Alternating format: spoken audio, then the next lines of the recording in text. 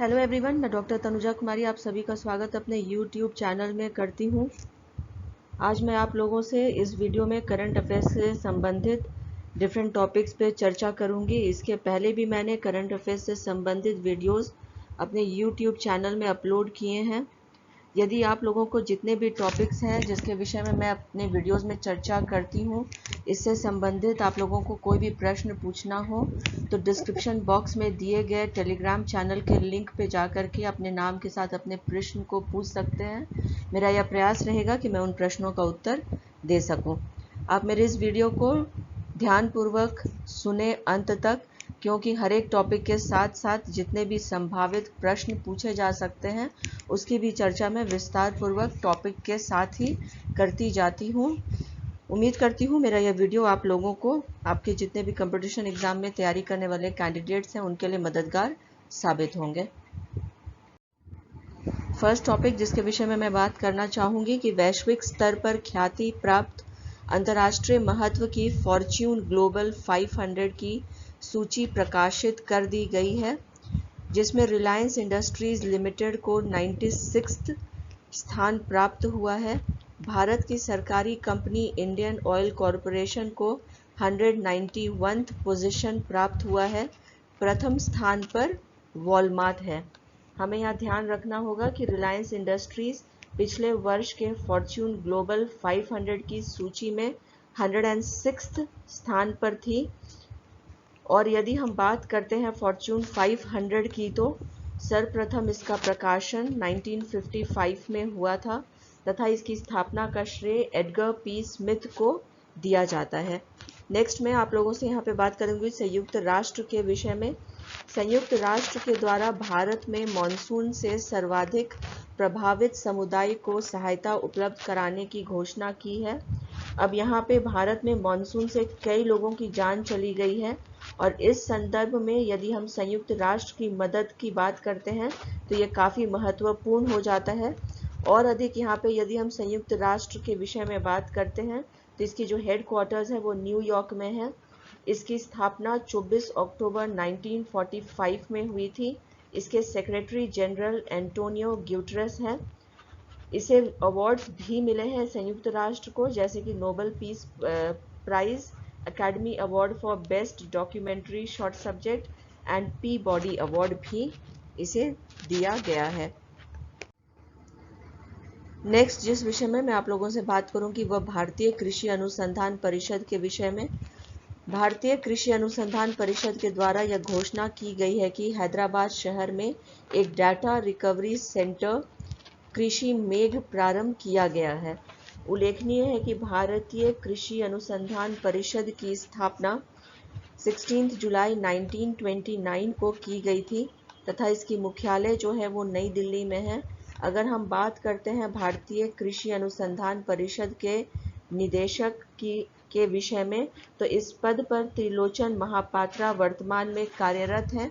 मुख्य कार्यकारी अधिकारी के पद पर श्री ओम प्रकाश रावत कार्यरत हैं। प्रेसिडेंट नरेंद्र सिंह तोमर हैं। नेक्स्ट मैं आप लोगों से यहाँ पे चर्चा करूंगी अंशुला राव के विषय में। भारत के मध्य प्रदेश राज्य की महिला क्रिकेट ऑलराउंडर खिलाड़ी अंशुला राव डोपिंग में फेल हो गई हैं। उल्लेखनीय है कि भारत में पहली बार कोई महिला क्रिकेट डोपिंग टेस्ट में फेल हुई हैं। Doping test national anti doping agency के द्वारा करवाया जाता है, जिसकी स्थापना 24 नवंबर 2005 में हुई थी। इसका मुख्यालय न्यू दिल्ली में है तथा इसके मुख्य कार्यकारी अधिकारी नवीन अग्रवाल हैं। नेक्स्ट यहाँ पे यदि हम बात करते हैं राष्ट्रीय कौशल विकास निगम के विषय में तो राष्ट्रीय कौशल विकास निगम के द्वारा डिजिटल कौशल को प्रोत्साहित करने के लिए मुफ्त शिक्षा उपलब्ध कराने के लिए लिंक्डइन के साथ साझेदारी की घोषणा की गई है। अगर हम यहाँ पे बात करते हैं राष्ट्रीय कौशल विकास निगम के विषय में तो यहाँ हम देखते हैं कि इसकी जो स्थापना हुई थी वो 2008 में हुई थी। इसका मुख्यालय कहाँ पे अवस्थित है यदि हम इसकी बात करते हैं तो इसका मुख्यालय न्यू दिल्ली में है तथा इसके मुख्य कार्यकारी अधिकारी मनीष कुमार है। अगर हम लिंक्डइन के विषय में और अधिक बात करते हैं तो इसकी स्थापना 2002 में हुई थी। इसका मुख्यालय कैलिफोर्निया, अमेरिका में है तथा वर्तमान में इसके मुख्य कार्यकारी अधिकारी रियान रोजलैंस्की हैं। हमें यह ध्यान रखना चाहिए कि लिंक्डइन माइक्रोसॉफ्ट कॉरपोरेशन की पैतृक संस्था है। आगे यहाँ पे यदि हम बात करते हैं 17A, भारतीय नौसेना से जुड़ा हुआ एक प्रोजेक्ट है। यदि इसके विषय में और हम बात करते हैं तो इसके अंतर्गत 7 फ्रिगेट्स का निर्माण किया जाएगा।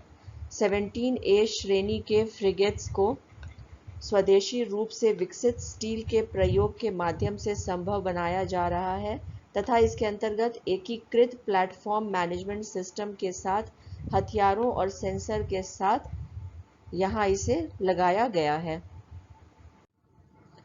नेक्स्ट अब हम बात करेंगे संघाई सहयोग संगठन के विषय में। 29 से 30 नवंबर 2020 में नई दिल्ली में शंघाई सहयोग संगठन के शासन अध्यक्षों का बैठक का आयोजन किया जाएगा। 19 जून 2017 को भारत शंघाई सहयोग संगठन का पूर्णकालिक सदस्य बनाया गया है। यहाँ पे यदि हम बात करते हैं शंघाई सहयोग संगठन के विषय में तो इसकी स्थापना 15 जून 2001 को हुई थी तथा इसका मुख्यालय जो है वो बीजिंग, चाइना में है तथा इसके वर्तमान में सेक्रेटरी जनरल व्लादिमीर नोरोव हैं। हमें यहाँ पे ध्यान रखना होगा कि 9 जून 2017 को भारत शंघाई सहयोग संगठन का पूर्वकालिक सदस्य बन गया है। नेक्स्ट यहाँ पे हम चर्चा करेंगे स्वर्ण मंदिर के विषय में। स्वर्ण मंदिर में विदेशी मूल के लोगों से जो दान की राशि प्राप्त होती है उसे विदेशी अंशदान विनिमय अधिनियम 2010 के अंतर्गत पंजीकृत कर दिया गया है। अगर हम बात करते हैं यहाँ पे स्वर्ण मंदिर के विषय में तो इसकी स्थापना जो हुई थी वो 1581 में हुई थी। तो यहाँ 1581 में जो इसकी स्थापना हुई थी यह दर्शाता है कि यह जो मंदिर है वो काफ़ी पुराना है। 1581 में इसका प्रारंभ हुआ था तथा 1589 में स्वर्ण मंदिर बन के तैयार हुआ था तथा इसके संस्थापक जो रहे थे वो गुरु रामदास और गुरु अर्जुन थे। अगर हम इतिहास को देखते हैं तो भारत में सिख साम्राज्य के संस्थापक महाराजा रंजीत सिंह ने गुरुद्वारे के ऊपर भवन के फ्लोर को 750 किलो शुद्ध सोने से बनवाया था। नेक्स्ट यहाँ पे IIT दिल्ली के विषय में मैं आप लोगों से चर्चा करूंगी। बिहार सरकार के बिहार राज्य प्रदूषण नियंत्रण बोर्ड ने बिहार राज्य में वायु गुणवत्ता प्रबंधन की जांच के लिए भौगोलिक सूचना प्रणाली आधारित सूचना प्रणाली को स्थापित करने का निर्णय लिया है तथा इसके लिए वह IIT दिल्ली की सहायता लेगा। IIT दिल्ली की यदि हम बात करते हैं तो इसकी जो स्थापना हुई थी वह 1961 में हुई थी।